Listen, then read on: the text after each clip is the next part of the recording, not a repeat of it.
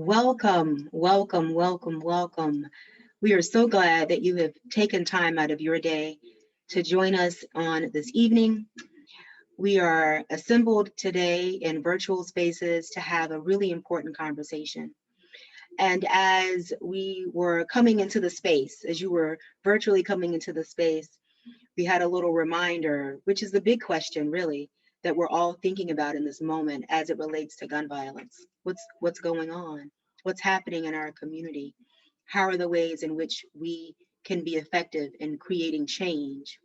And so the North Carolina Gun Violence Coalition has come together this evening in our third town hall, the first of this calendar year, but our third town hall, to have a deeper discussion, to think about and to talk about the ways in which the business community, the faith community, and law enforcement are beginning to address the issue of pervasive gun violence and the need for gun safety policies in our community. I am Naomi Randolph Wesuhuno. I have the pleasure of being the moderator for our conversation on this evening. I am the senior advisor with Action NC. I'm a native North Carolinian, 10 generations on the soil. So as we think about the ways in which we identify place and home on tonight, I want you all to think about owning the conversation this evening as we hear from our panelists and as they provide extraordinary information. And as we move into our breakout rooms, think about the fact that this is not something that is outside of you, but you are a part of the solution. We have three great panelists who are going to offer extraordinary information, but you are also a part of the solution. Please remember that. A little bit of gratitude before we get into the meat of the evening. I want to thank all the coalition members for the North Carolina Gun Violence Prevention Coalition for their efforts to put this together and to ensure that it was distributed widely in all of our spheres of influence so that we could have a great audience and a great conversation today. I want to thank Rachel Baker with the North Carolina Council of Churches, who is our Zoom internet guru expert this evening. These things don't happen without folk who have this level of expertise. So thank you, Rachel. And last but not least, to our panelists who will introduce to you in just a moment. We thank you for joining us on this evening as well. A quick reminder, you will be on mute. We will not be logging anything into the chat. If you have something that you want the coalition to be aware of or mindful of, we're happy to take note of that, but we won't be stacking, if you will, if I'm using the right Zoom lingo as we move through. Okay, great, excellent. So we have extraordinary folks who are a part of our panel this evening, three panelists who are representing both our faith community, the business community, and law enforcement, and will share with you their perspectives on how we are addressing gun violence in the particular sectors in which they are representing on this evening. A few agreements as we move forward. There are only three. We want you to respectfully listen. We want you to respectfully share. And we're also asking you this evening to be open to ideas, thoughts, and opinions that may indeed be different than your own. That's how we grow, right? Our panelists for the evening are Bishop José McLoughlin, who is Bishop of the Episcopal Diocese of Western North Carolina. He is the first Latino person to serve in this role. Before his election as bishop, he served as the canon to the ordinary and chief of staff for the Episcopal Diocese of Oklahoma. And prior to that, served congregations in the Diocese of Southeast Florida and Virginia. Prior to his call to the priesthood, Jose worked in criminal justice in Florida as a police officer and in the United States Department of Justice in Washington, D.C. in various positions. Most recently as a special assistant senior advisor to the Assistant Attorney General. Welcome, Bishop. How are you? Thank you. Very well. Thank you for having me. Good. David Meeker, co-owner of Trophy Brewing, State of Beer, and Carpenter Development. David, you're a popular person. David is on the board of the Raleigh Chamber, Downtown Raleigh Alliance, Common Cause North Carolina, Dix Parks Dogwood Bank Advisory Board, and Art Space. He is also on the Capital Campaign Committee for Healing Transitions, a free detox and recovery center at Dix Park. David's a native of Raleigh and lives in downtown Raleigh with his wife and 2 boys. Welcome, David. It's great to be here. Thank you for being with us. And last but not least is Major Rico Boyce. Major Boyce is a 21-year veteran of the Raleigh Police Department. He is currently assigned as a division commander of Field Operations Division Patrol. Major Boyce has worked as a patrol officer in Southeast Raleigh. He's worked as a school resource officer at Southeast Raleigh High School, a gang suppression unit officer, a patrol sergeant, a patrol lieutenant, and prior to his recent promotion to major, he was the district commander of the Southeast District. Major Boyce is from Charlotte, the great state of Charlotte, North Carolina, and he is also a graduate of North Carolina Central University, Fly Eagles Fly. Welcome, Major Boyce. Thank you. Glad to be with everyone. Yes. So you all you hear that we have an extraordinary panel, diverse responsibilities, diverse experiences. And so we are ready to dive in. So panelists, gentlemen, all of you this evening, gun violence in all of its forms presents challenges in the communities in which we work and live.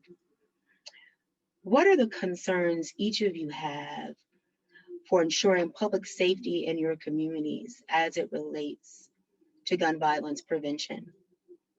What's the official position? All of you all are representing in some ways institutions this evening.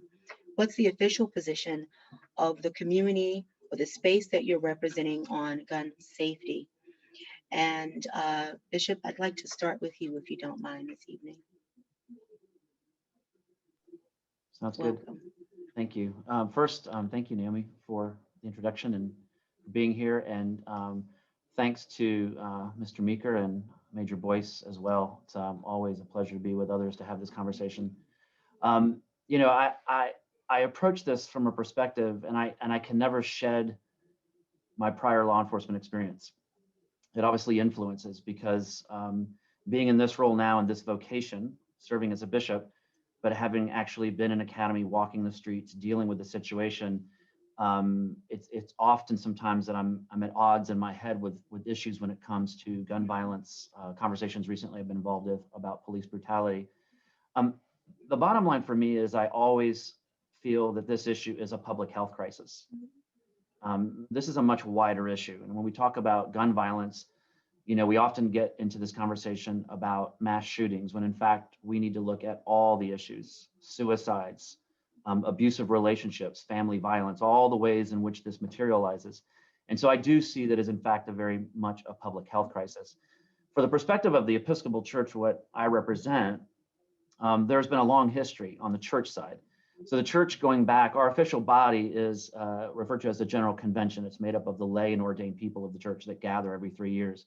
There has been a series of resolutions and action coming out of that work collectively as a church since the 90s that have been very clear. Everything from restrictions on sale of weapons and firearms. As a matter of fact, I was in the Justice Department. I came in shortly after the pass of the crime bill, which talked about the assault weapons ban. And so I was a part of that in those first months. And so the church has been involved in really speaking out about issues about, you know, assault weapons being available except for law enforcement, you know, laws to decrease gun violence, prevention training, prevention education programs, handgun purchaser licensing. Some of the more recent things we've been involved in is talking about a shareholder plan, essentially calling us as diocese and those of us with our investments and endowments to actually put it into gun manufacturing so that we have a voice as owners. And some dioceses have done an effective job of being voices that are actually sitting at the table of gun manufacturer shareholder meetings, as well as advocating for the study of gun violence as a public health crisis, one of the more recent things we called for. So these are the kinds of issues we've been involved in, and we have an Office of Government Relations in Washington of our church that works on a variety of issues, including gun violence and all these areas, specifically about trying to find comprehensive plans and legislation that we think people believe in. Essentially, we want safe communities. So the most recent is they've been very big in talking about HR 8 and HR 1446, which were the bipartisan background check acts of 21 that have passed the House. That's been a big push. But I will really want to focus for a moment on a group that formed out of this, which is what I'm a part of, Bishops United Against Gun Violence. And it's a group of us that have formed this group to specifically take on this issue. And all of us come from different parts of the country, different parts of our church, different perspectives. I'm not the only former law enforcement that's part of it. And our whole thing is to basically say that we believe there is common sense gun safety measures and legislation. We happen to believe, and we've had a lot of conversations, that gun owners and non-gun owners alike agree. So what we've tried to do is to say, what kinds of things can we get consensus around? And these are familiar ones: the handgun, purchaser licensing, background checks on all purchases, restrictions on gun ownership by domestic abusers.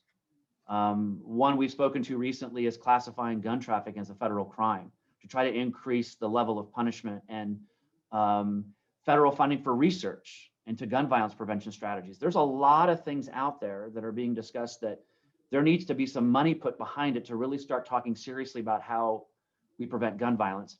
Another one, safe storage. That's another one I know that Council on Churches, it's a conversation happening in our state, North Carolina. Ultimately, this is the thing that I want to really convey. We often take this issue and we choose an extreme side or the other. And I think what we have to focus on, and I think as a faith community, what we're trying to do is say, there is a lot that we agree on. And a lot of us believe that this is about public safety and public health. We do believe it's destroying our communities. We do believe that there are things that all of us, regardless of where you stand, gun owners and non-gun owners, can come together, because we really do believe that faith communities, this is about how we love neighbor. This is about how we care for each other. And we're just seeing too much senseless violence that we believe as a faith community, there are issues that we can step up, which in fact encourage. So those are the kinds of issues we've talked about, but we're also encouraging our local communities, our local churches as bishops, to really have this conversation at their local level as well.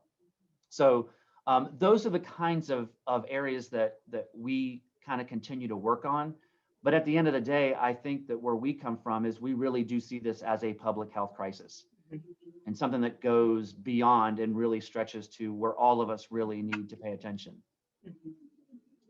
Thank you, Bishop. Thank you.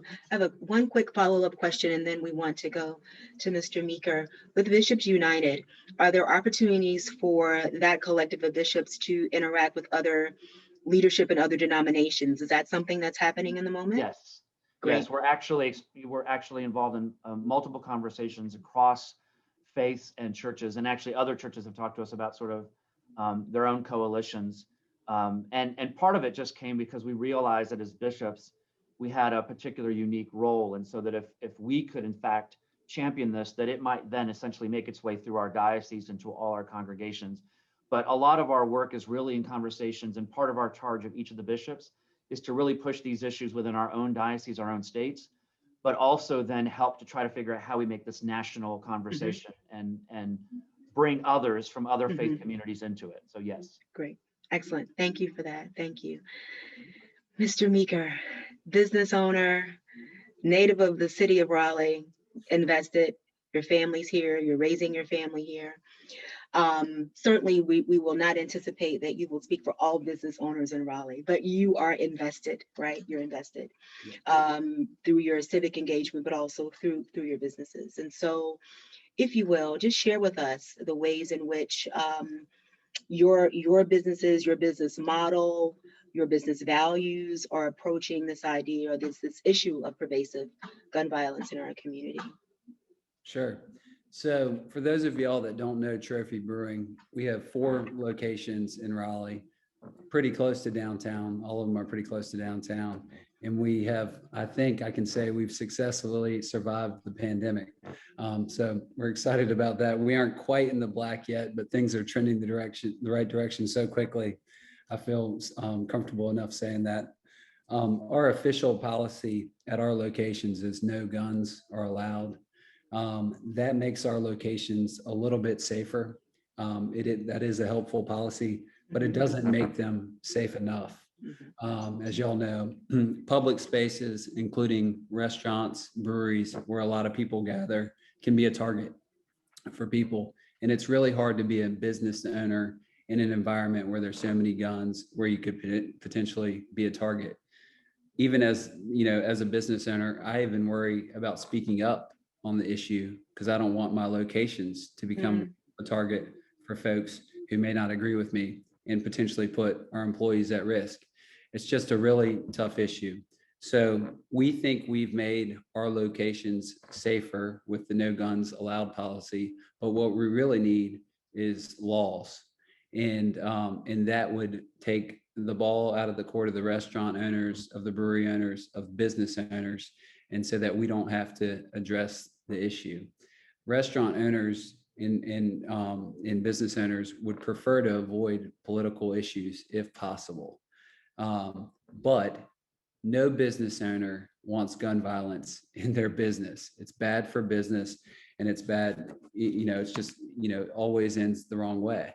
And so what we need to do as the business community is step in, get involved, and make sure the lawmakers know that by not taking action, they're impacting business in a negative way. Every politician runs on helping small businesses. It would really help small businesses to have laws that prevented gun violence. So we have done as much as we can, including doing a big Raleigh Against Gun Violence rally a couple of years ago, just before the pandemic. That was very successful, but we even had to have police at that rally because we were worried about the rally becoming a target for people who might not agree with us. So it's just really hard for businesses to get involved with this fight, even when they agree with it. And so that's why a lot of our counterparts haven't gotten involved. Thanks. Thank you. A quick follow-up question, if I may. So you have employees and you have patrons, right? How do you feel, or what has the impact been, or the feedback from patrons and also from your employees with the position you've taken? Our employees really appreciate our no guns allowed policy. There's been no negative feedback there. From customers, it's been about half and half. And but we haven't heard from a lot of people on it. We've probably heard from 1% of our customers. 0.5% don't like the rule. 0.5% really appreciate it. Overall, it's been a net zero impact, and of course, it's made our locations a lot safer. So we feel good about that. Great, thank you, Major Boyce. Thank you for being patient and for bringing up the rear of this part of the conversation.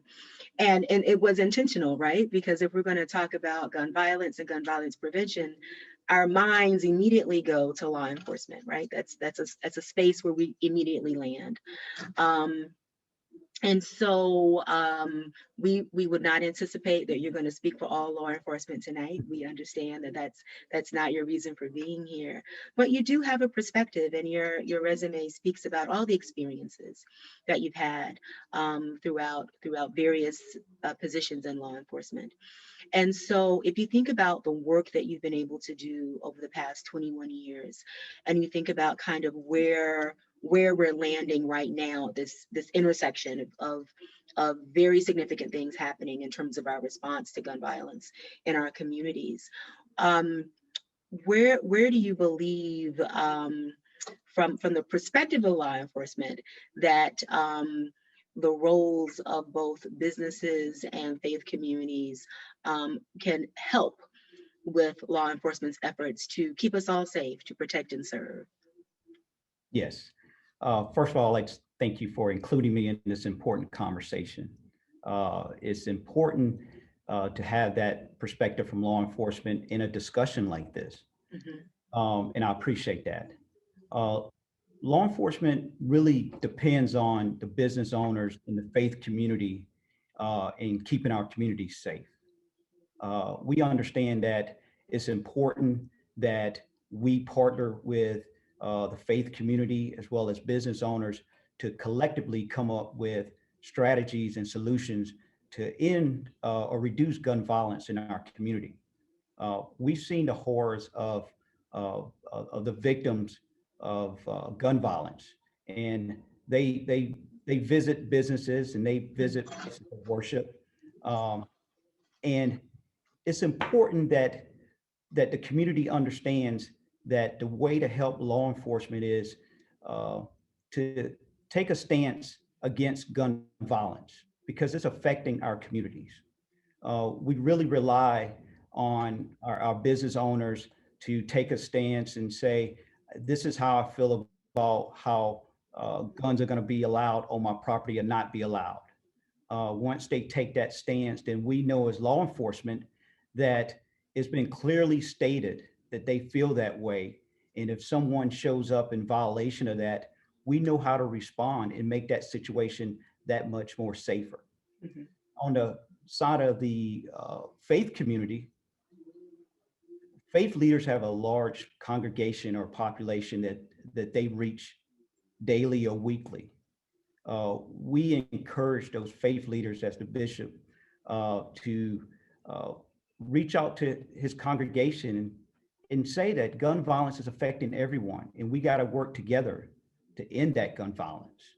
And law enforcement plays a significant role in that because we see it on the front end.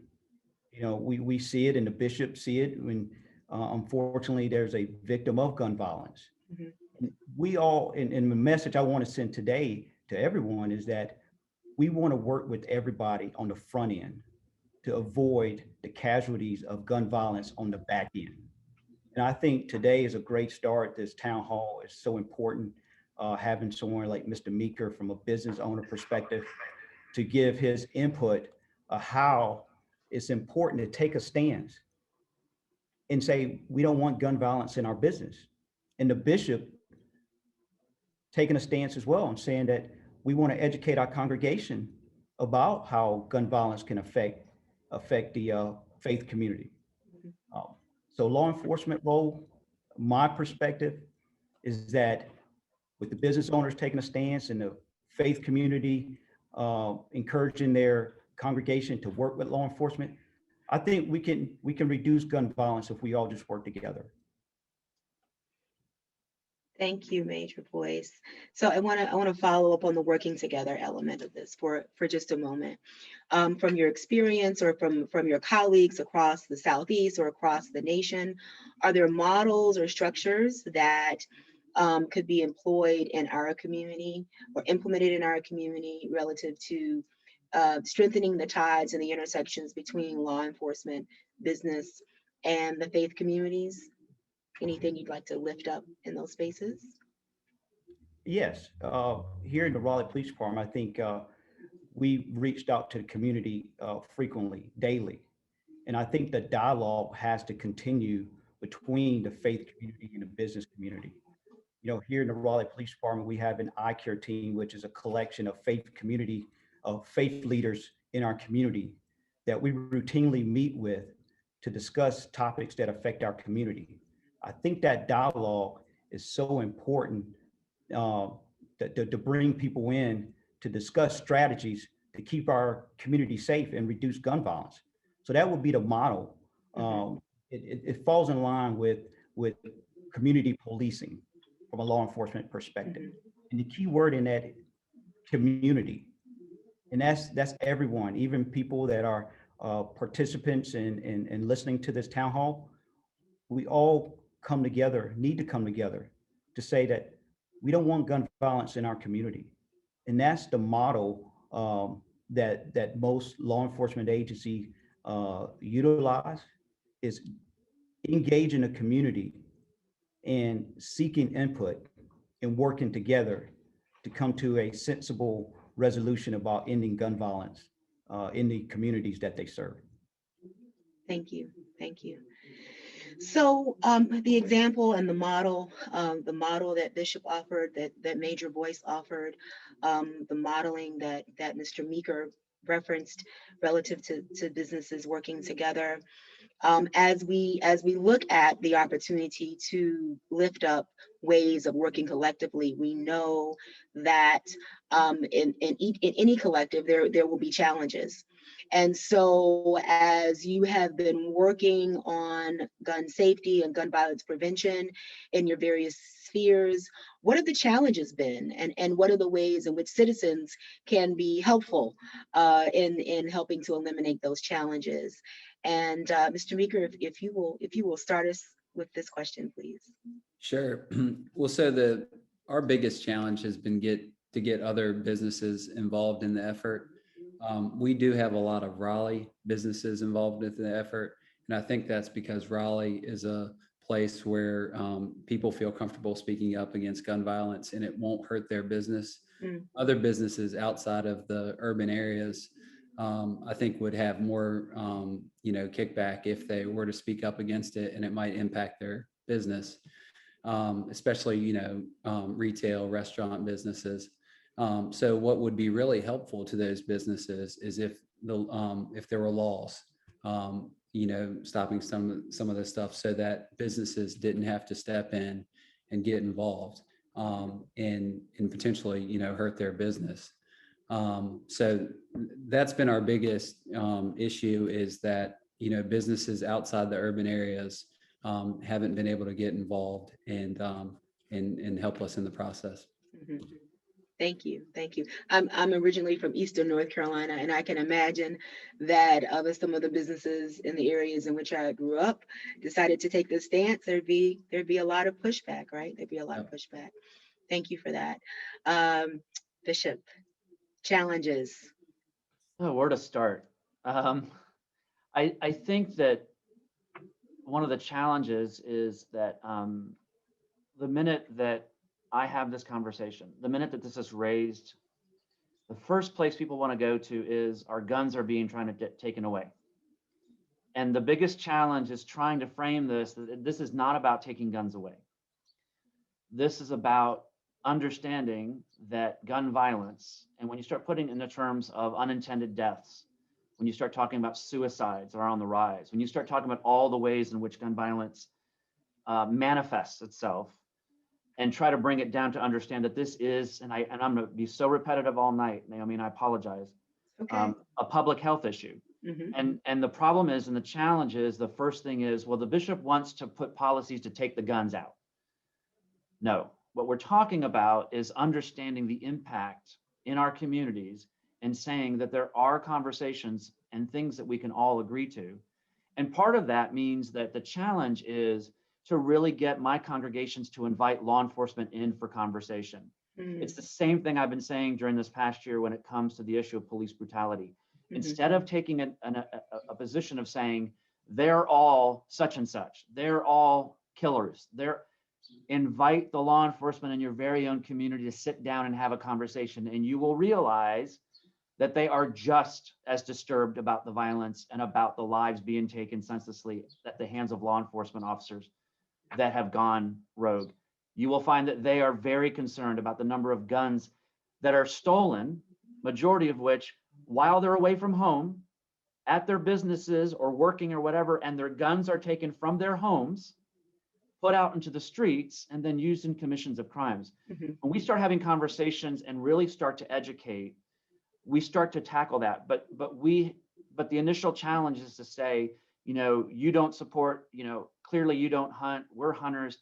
And I think part of it is we have to change the conversation and not fall into the trap that it's a gun or no gun, but it's in fact a much broader. And so I really believe that if we're willing to have this serious conversation, that means that we're willing to reach out to our law enforcement, our communities, and say, we really would like you to come, and we would like to host a conversation in our church about this issue. Tell us how it's affecting us. Tell us about what's happening in our neighborhood. And I think if we can do that, I think we get past that sort of understanding or thinking that we're trying to rip guns away. What we're trying to do is educate that this widespread issue is really about the very soul of our community. It's about the very soul of what we really believe in. And so it's the challenge is trying to reframe the conversation. And I know this may be a statement that I'll get a lot of flack. We've got to stop going in polar opposite conversations on any issue. We have got to recognize that there's a messy middle, that we can find some common ground that we can work on. And the only way that's going to happen is if we're willing to sit down and talk with the people instead of making them the enemy. And really sitting down. And that's why we've been really advocating, why not buy stock in gun companies? Why not be a stockholder? Why not join the NRA? Because the vast majority of gun owners really want some sensible legislation. And so the challenge is not to get sucked into that polar opposite argument, but to really understand that there's a lot right in that middle that we can come to terms with, and that law enforcement is right there with us and really needs our help in championing. Thank you, Bishop. I have a quick follow-up question. So one of the things that I think is happening over a couple of generations is that folks who perhaps have a church home in a particular community no longer live in that community, right?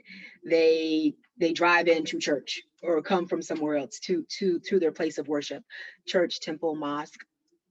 Perhaps, but don't live in the community in which the church itself, the building, is located. And so when we are encouraging people to build community and see the surrounding community, that may be a place where they don't live anymore, but where their spiritual home is, how have there been challenges, or how do we make that connection with folk who may not be from the community in which your physical spiritual home is? What can we do? I think we really have to, as a whole, and this is what Major Boyce had said earlier about, us being vocal about where we stand and encouraging. I think part of it is encouraging people in our church to understand the issue, to make connection wherever they are. I think one of the things, and I found this as a police officer, and I don't know, Major Boyce, you might agree or disagree, but I always found one of the most fascinating things is when we dealt with people on the street, it's amazing how much people didn't know what was happening right around the corner. Because they're living on their own street and they don't recognize that just behind them, one block over, there's a serious issue. And so I think part of it is saying to people in our pews, saying we need to educate ourselves about what is going on wherever we make our home. And that instead of falling into a trap of running to one of the corners and start demonizing the other, take the time to actually find out what's happening. I don't know of many major law enforcement agencies or any law enforcement agencies that are not willing to have that conversation, or do not publish information on their websites, crime data, trends. It's just a matter of us trying to engage it and saying, if we really want to start, we need to know what's happening literally in our neighborhood. So that's what I would say. It's got to start from where you are and educate yourself and reach out. Thank you. Thank you so much.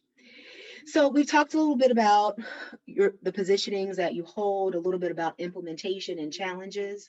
I'd like to shift or pivot slightly to speaking about, or to hear from you all about the impact of the position. So from a business owner's perspective, has there been an impact on sales? From the perspective of a faith community, are people engaging more or less, right, based on the position you're taking? And then from law enforcement, are there opportunities, have the opportunities shrunk or have they grown, right, since we've seen particularly legislation move around the presence of guns in both of these spaces, right, both in places of worship and in businesses? And Major Boyce, actually, if you don't mind, we'll start with you in terms of how people are responding to legislation that's been pushed or spoken against relative to guns being present in churches and places of worship, and also in businesses. And then also, how has that impacted the number of the calls and average that you all have to go on in any of these places? But also, how has it impacted morale? I think Bishop said something earlier that's important to note, that law enforcement, you all are also human, are you not? You are not human. Yes. Oh, yeah. Yes. And Yes. so you have investments in community, and you support businesses, and folks have lives that have a faith basis. So yeah, how is that how is all of that, right? The confluence of all of that kind of impacting what's happening in law enforcement, and how you all may see and understand what's happening in these two spaces in terms of the intersections.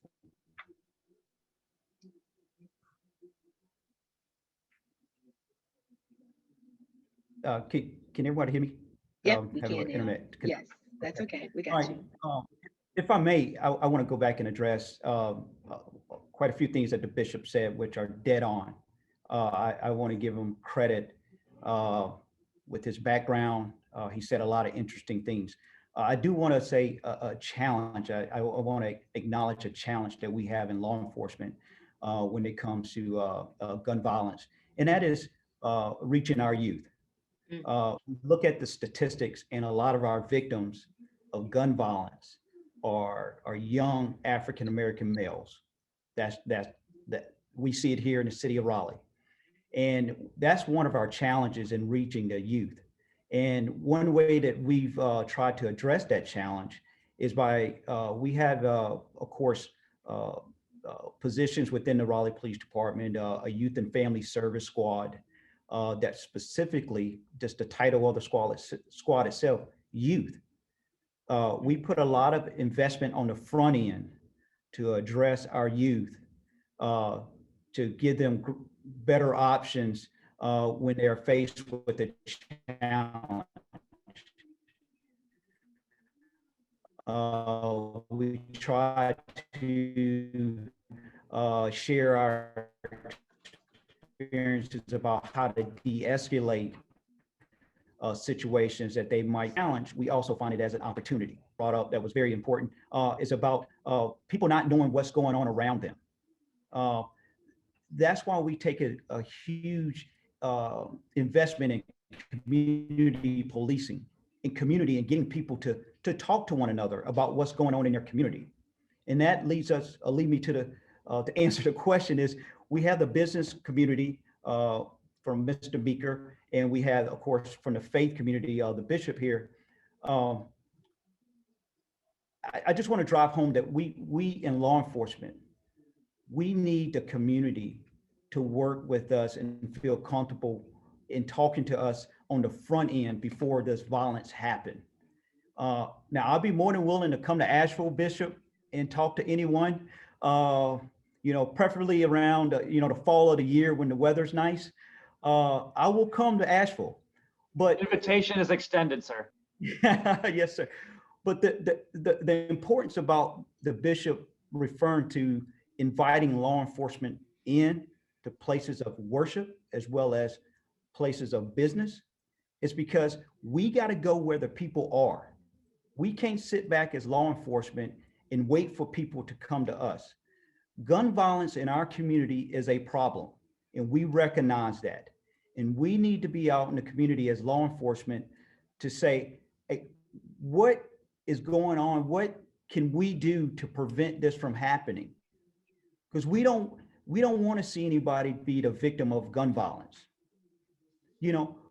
We also want to take the opportunity for those that are gun owners to properly educate. Challenge that we've seen in law enforcement, we've seen gun owners not properly secure their weapon.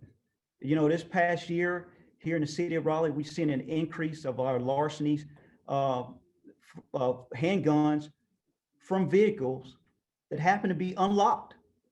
So we take this as an opportunity to educate our community. And it's important that we talk and we share information frequently so that we can help the gun owners properly store their weapon so it doesn't fall in the hands of someone that's going to use it to commit a crime. And and I'll keep saying it all night long, is community, is we need to be a part of the community, be part of the conversation, and be part of strategies on the front end to make sure that business owners and their customers are safe, and people in the faith community, that they can feel safe and comfortable when they go to their place of worship, because we want our whole community to be safe. So, Thank you. Thank you. Thank you, Major Boyce. I want to follow up for just a moment on something you said at the beginning of your statement. Yes. Talk to us about what happens when, as an officer, right? You're othered, and when I say othered, when you come into community, you are seen not as a part of community, but as sometimes in opposition in some communities, and sometimes as an entity that's feared in some communities as well, right? Yes, ma'am. And so for a moment, talk to me about, or talk to us about what are the bridge building things that can be done from the perspective of law enforcement to community if you're engaging communities who have historically been marginalized in some ways, or have fears that are either founded, right, or not founded, right, or anecdotal. Bridge building things. What are things that can happen from the law enforcement space that can be bridge builders to marginalized communities? And you talked about the youth aspect, so we appreciate that. Yeah. Yes. I think as law enforcement officers, we have to take the opportunity to have conversations that are not enforcement conversations. Mm-hmm. We need to have just regular conversations with people in our community, so that they can see us as just another human being. So when we show up in uniform, they understand that underneath that uniform is just a person of the community. Mm-hmm. But it's on law enforcement to build those relationships, to have the conversation with the folks that are sitting on the porch that just want to have a conversation. It don't have to be anything about police work. Mm-hmm. Talk about the weather, talk about what's going on with the sports, something just to show that you're just human. Now we take an opportunity here in the Raleigh Police Department to put a heavy emphasis on our youth and our youth programs, to start early, to give them the skills and decision-making ability to handle problems that they may have. Our mayor and our city council have also supported us in helping create the youth summit. And in those spaces like the youth summit and coffee with a cop, those community engagement opportunities, we're not in uniform. We're just in regular clothes, just to show that we're regular people. I'm a sneakerhead. I like sneakers. So I like to show up, what I'm saying, in my jeans and, my J's or whatever, and just show that, I'm a little older, but I'm a little hip too, that I'm just, but that I'm human. And it breaks down that barrier, that law enforcement uniform presence barrier. And people seem to just be comfortable having a conversation about just anything. So when that moment happens, when that tragic moment happens, when gun violence affects a community and they see me as a person, not me as the police officer or as the major, but me as a person, like there's Rico. I feel comfortable talking to Rico about gun violence and what has occurred here in my community tonight or today. So I just think it's like the bishop said, we're human. We are concerned about the same issues in the community when it comes to gun violence as the people that live in that community. And it's on us as law enforcement to really make an effort to let people know that. And the way we do it is just show the human side of being a police officer. Thank you. Thank you so much. We appreciate that. Mr. Meeker, the business world is changing. So's the faith community, now that I think about it, daily in terms of outreach. And this pandemic has shifted how we communicate with people, right? It shifted how we engage people. We've been in all of this space, this virtual space now for a little over a year in some spaces. So as you have been able to maintain the Trophy Brewing and make it through the pandemic, and we're grateful and happy for you in terms of that. In terms of your marketing, your messaging in your social media spaces, the ways in which people engage your brick and mortar business when they come in, have the values that you hold around gun safety been expressed in those spaces? Is there an impact relative to that? Have you seen people want you to express it in those ways? Have there been any shifts in that regard? Yes, and I mentioned we held a big rally, the Rally Against Gun Violence rally at Trophy. So we're proud of that and really marketed that everywhere. We also brewed a beer called Unchecked that went out, and that raised money for moms. So we are really proud of that. Our work in this area has had no impact on our business. Some people don't come as often. Some people come more often because of this work. So it sort of balances out. I think most people agree alcohol and guns do not mix. And most of us can go even further than that and say business and guns don't mix. Things in business can sometimes get heated, and that's okay until a gun's there. And it's, that has a big negative impact on business. If we want to help businesses, we need to work on gun violence. As y'all know, there's a news story every day about gun violence. It's top of mind. It's impacting everybody's stress level. It's impacting everybody's productivity. It's really negative. More and more people have had a close gun experience that sometimes leads to PTSD at different points in their life, impacting productivity and sleep and all that.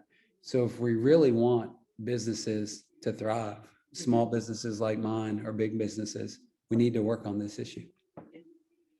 And are there any models that exist? I mean, it sounds like you're a part of the vanguard, right? Creating space, creating a framework. Are there any models that other business owners who may be plugged in and listening tonight, or maybe look at this recording later, that you can refer them to, or that you yourself are initiating? Yeah, I think the key thing is to create a safe space for businesses to sign on.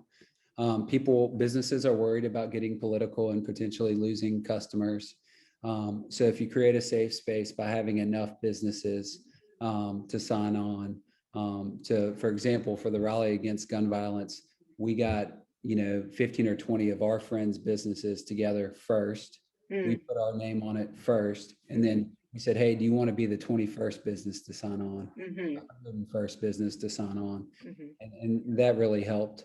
And I also think that businesses, even if they don't want to go public with their views, businesses have an outsized voice with politicians, good or bad, but politicians will answer the phone call from a business owner. So if you make your voice heard there, that can have an impact, even if you don't want to have the big "No Guns Allowed" poster at your front door. Thank you. Bishop, just briefly, and I'm saying that because I know that I'm going to open a small can of worms here, but I really want you to address it. And then we have to go to the breakout session. So, but I am saying, I'm monitoring myself to say briefly in this moment. So liberation theology, right? Gave us a framework and a way in which theology was deeply intersected and connected to the ways in which we could activate social change in the world. The work of James Cone and Howard Thurman and other folks.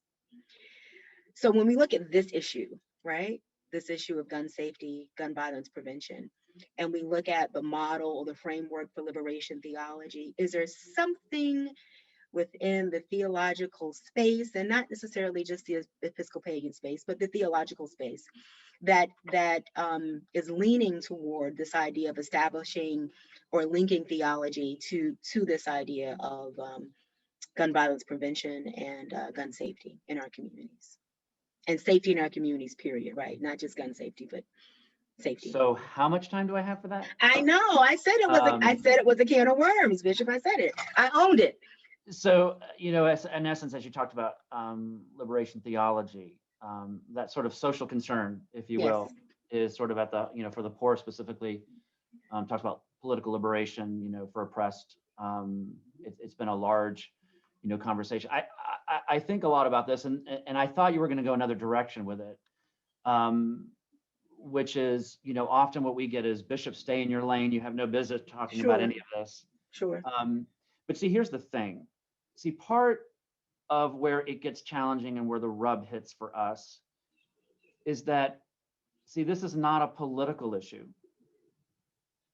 This is an issue of public health. Yes. This is an issue of economics. This is an issue of that goes in so many directions. And at the end of the day, one of the things we always talk about is, will we strive for justice and peace among all people? Going to the point of what the Major said, we want to dehumanize people. Do we respect the dignity of every person?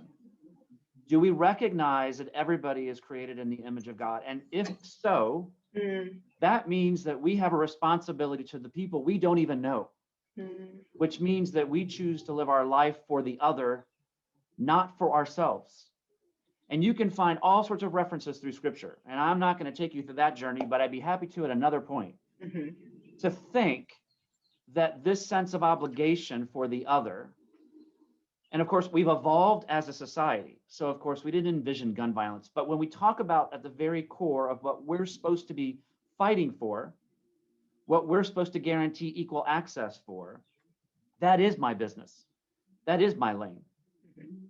People should, all people should inherently have the ability to have families, to live in safety, to have food on their table, to have a place in which they can go and earn some income, to be part of something larger, with always understanding that my responsibility is to the other. And so part of our theology, part of our teaching, part of our Christian, in my part of the world and my understanding, is that we do this for the other. We read, love thy neighbor as thyself. There is no greater commandment. That means we have to be willing to say and do and speak the things that we need to for the sake of the safety and care and dignity of the people around us. And so it is a larger call. And so when people say, Bishop, stay in your lane, it's not political, I say, this is my lane. This is about the care and love of God's people. And I will go to my grave speaking out that if the church and us as people are not focused on the care of individuals and looking to see how we improve our neighborhoods, because what we're about is not the people sitting in our church. Who we care for and what we do are the people we don't even know outside those doors. And the challenge is to equip ourselves based on the knowledge of what we've been given, to understand that we have an obligation to speak for those that can't speak, to fight for those that can't fight, and to say that we are all entitled to basic things, and living in safety and not living in fear should be one of them. And so that's why I said earlier, we have got to be very careful when we enter these conversations to be very clear about what they are not. So I'm not going after the gun owner, but it's important to talk about safe storage. It's important to talk about gun safety at home. I'm not going after and saying get rid of all guns. What I'm saying is guns and gun violence has so permeated our society, especially among our young people. I don't know if you saw real quick, there was a story in the Washington Post not too long ago. They did that RAND study. And what did they discover? That over 500,000 people were admitted for gunshot wounds in a 16-year period. And they talked about the billions of dollars in healthcare costs, this is a real issue. This is a real, if I may borrow the phrase, pandemic in a sense. And so part of what I say to people is we do have a larger obligation. And so we do speak for those that are in situations that need to get help. We're the ones that's supposed to say violence should not be the norm in our community. And so that's how you love and care for neighbor. And so that's what we have to do, is figure out those common ways that we all feel, business owners, law enforcement, faith folks, gun owners, non-gun owners, to basically say there is something we can do this together. And it has to start with a willingness for us to check our stuff at the door, sit together and say, let's start listening to each other. How can I help you? So yeah, I'm sorry, I didn't mean to give you a little sermon there, Naomi. No, I opened the can. It is a greater obligation we have. Yes, indeed. Thank you, Bishop. And actually, your comments were a great segue, because it's time for us to be able to be in deeper conversation with one another in just a few moments. We're going to transition into our breakout rooms, and there are a few questions that we have that we want you to consider, to think about. We want you to think about anything that resonated you from any of the words of any of our speakers, anything that particularly resonated with you. How do you feel when you see guns in a place of business or in your place of faith? How does that make you feel, right? We're all in community together. What does that create for you? How would you like to see law enforcement approach collaboration with businesses and faith communities in regards to gun safety? What are some of the solutions that you have? What are some of the ideas that you have? And then also, we have this larger umbrella conversation, this larger umbrella piece for all of us that is indeed kind of woven into the fabric of this country, but also of our relationships with one another in many ways. This issue of white supremacy and or racism, institutional racism in communities and in our community. How is that figure into what's happening in our communities relative to gun safety? You all can answer all of them. You can answer some of them. We have extraordinary facilitators who will be assigned to each breakout room. Tiffany Garner, I don't know if you all can see each other. So if you're there, Tiffany, you can wave. Gerald Gibbons is a facilitator. Jennifer Copeland is a facilitator. Becky, I believe, is a facilitator. Yes? No? Nope. Jessica, you're a facilitator? Yep, there we go. Great. Good. So we're going to spend about 15 minutes in this space. If there are questions that we did not offer that come up for you in the small breakout space, bring those to the attention of your facilitators and bring that to the fore. We want to remind you of our agreements. We want you to respectfully listen. We want you to respectfully share. And we also want you, we're asking you to be, people say I'm bossy, so I'm trying to, think about how I speak to people.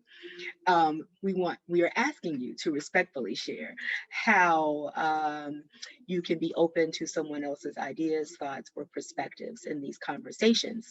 So Rachel, we are turning over to you. I think that you will see something on your screen that says breakout room. You will go into that space by the magic of the Zoom. And then there will be a timer, a countdown, and then you're going to come back into the space for our closing comments. And we are hoping that someone will capture the information that is gathered in the breakout session. To our panelists, thank you for this first half. We want you to stay tuned for closing comments. And Rachel, take it away. Welcome back. We are all teleporting back into the main space. We hope that you had engaging conversations, something that sparked some additional thought for you, or something that you said that perhaps helped somebody else think about something in a new way. We deeply appreciate you spending a few moments with other folks in community and thinking about this issue of gun violence prevention and gun safety in our communities and the intersection of faith community and the business community and law enforcement. And certainly our time together in terms of an hour and a half, 90 minutes is not enough, to Bishop's point earlier, but it is a beginning, and all great movements begin, right? Some space, somewhere. The journey of 1,000 steps begins with the first step. So we are taking a first step on this evening.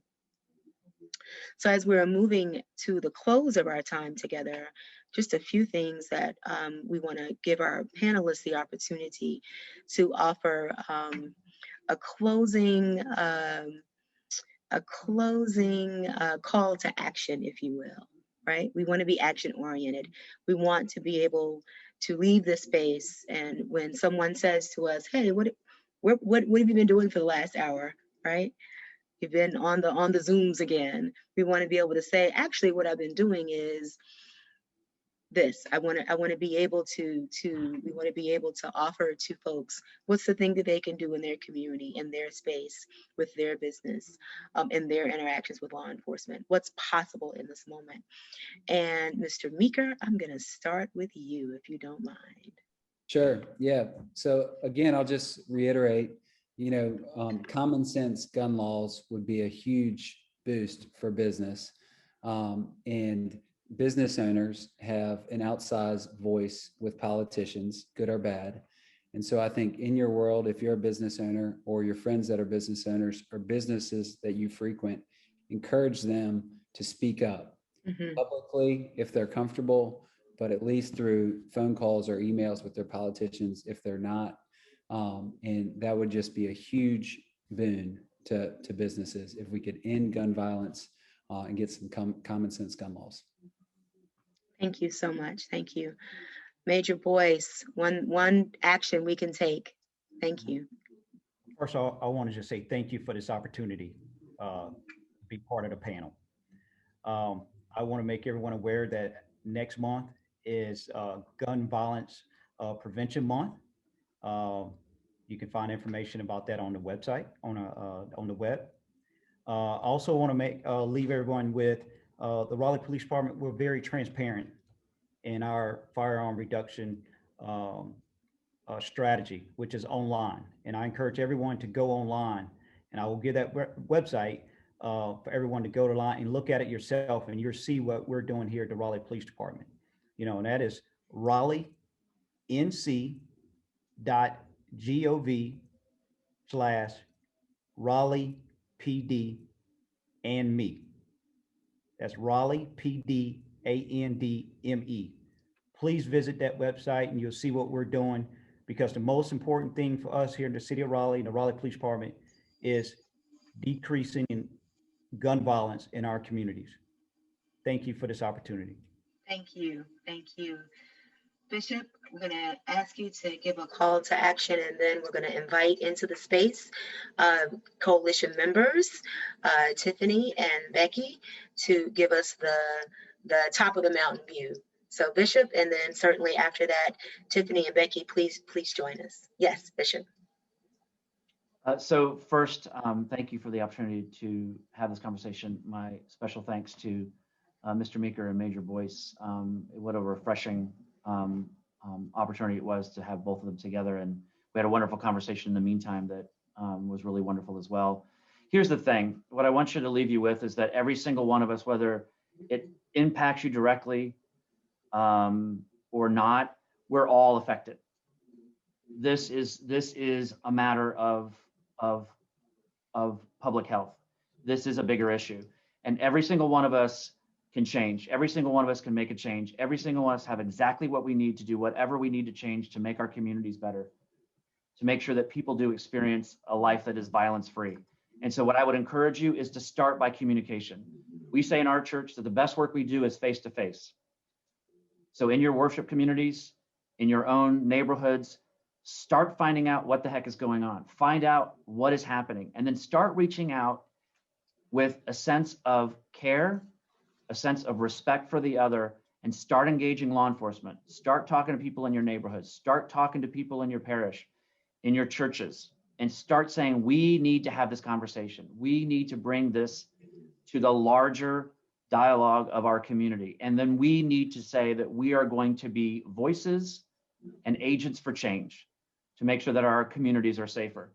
And so I would encourage you, there's lots of resources out there. If you want to see some of the areas of where faith kind of crosses, makes this nexus, you can go to bishopsagainstgunviolence.org. You can see the work we've been doing and some resources there and that might help you, but act.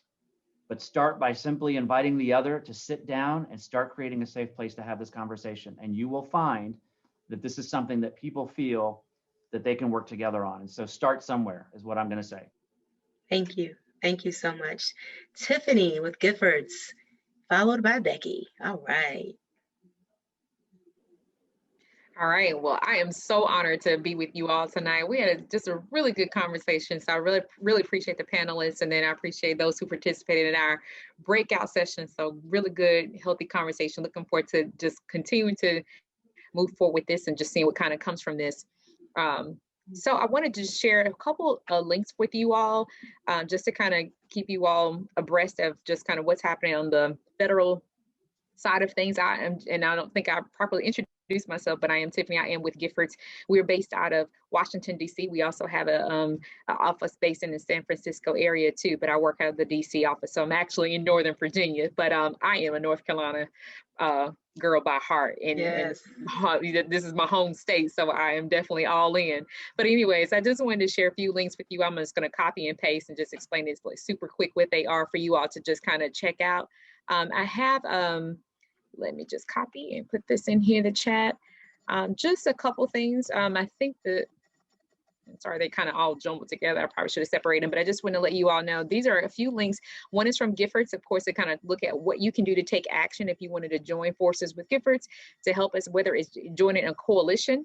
We have several coalitions just around the country, but specifically in North Carolina, we're doing some work just kind of to see what we can do to rally support around some of the legislation that's going on, as well as building momentum around community violence initiatives. So that's great. But in addition to that, of course, you can always sign up to get legislative updates about what's going on and what Giffords is championing. Right now, of course, the Bishop mentioned the HR 8 and then HR 1446. It looks at background checks and expanded background checks. So all that stuff is available on the website. I also put every town's website on there. They have some good solutions too. So it's just great to just look at, there's so many federal gun laws that you may want to follow and just kind of stay abreast of. So definitely take a look at those links.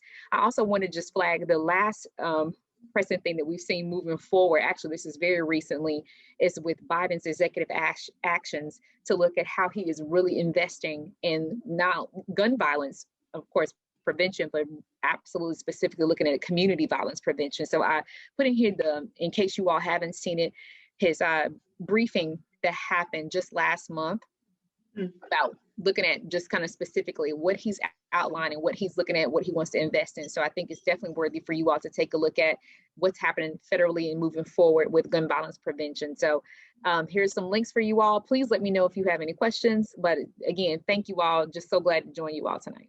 I'll turn it over to Becky for the state. Yes. Well, thank you, everyone. And thank you, Tiffany, for that federal update, and for all of our panelists, and Naomi for facilitating. It's a real honor to be with all of you.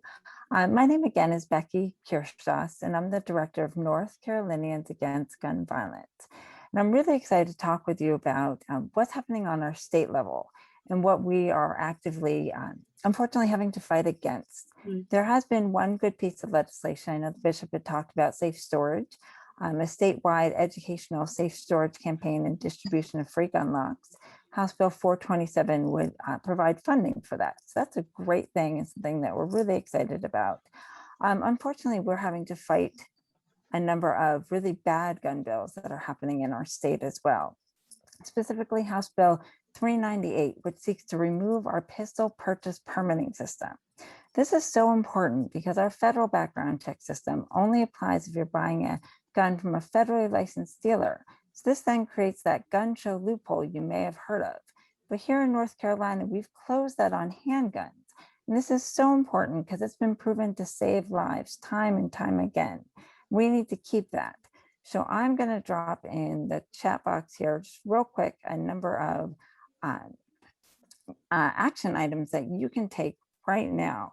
So we have, the first one is, unfortunately, this bill, House Bill 398 has passed the House. So the first one is a call to action to contact your state senator to let them know that this is not acceptable, that we need to keep our background checks on handgun sales, no matter where you're buying your handgun. The next is House Bill 134. And as we're talking about with the faith communities, this bill would allow guns at religious places of worship that have associated schools with them. This is very concerning for a number of different reasons. This bill also allows EMS personnel to carry concealed while on the job with law enforcement in a SWAT team and emergency situation. So clearly this bill is a dangerous bill. And that second link, you can go there and contact your state representative to ask them to vote against that bill. And then I've just included our website, North Carolinians Against Gun Violence Action Fund, our other organization, North Carolinians Against Gun Violence, and then our email address. And you can email us to get involved, but you can also email us if you're interested in this larger coalition that is put on the event this evening. There are many great organizations that are core partners: the North Carolina Council of Churches, Action NC, Moms Rising, and North Carolinians Against Gun Violence. And we all truly thank you so much for being a part of this event here this evening. And I'll turn it back over to Naomi. Thank you. Becky, thank you so much. So all of you all who have joined us this evening, a gratitude for sharing some time with us and offering of your own expertise, experiences, and insight, and for listening and for sharing. Thank you. To the coalition planning team, town hall planning team, extra, all those Tuesday mornings, right? All those, yeah, it was good. Great job, fantastic. Thank you for the effort and the intentionality which you poured into this moment. We appreciate that. As citizens, we appreciate it. To Rachel, our Zoom expert and the expert in many other things and vibrant voice in this work. Thank you, Rachel, for navigating all of this for us tonight. And to our panelists, Bishop McLoughlin, Major Boyce, Mr. Meeker, thank you so much for the opportunity to be with us in community, for us to be with you in community, and the opportunity to learn and grow together. Certainly, I want to echo what Becky just said. If you want to join this coalition of folk, of organizations, even if you're not with an organization, but you're an individual who may not be representing an organization, but you'd like to join this coalition, in the chat, you can see additional information about how to do that. We would also ask that you complete a quick evaluation. It's quick, I promise. So we know how we can continue to grow and inform this body of work and be informed by you to make sure that we are holding true to our mission.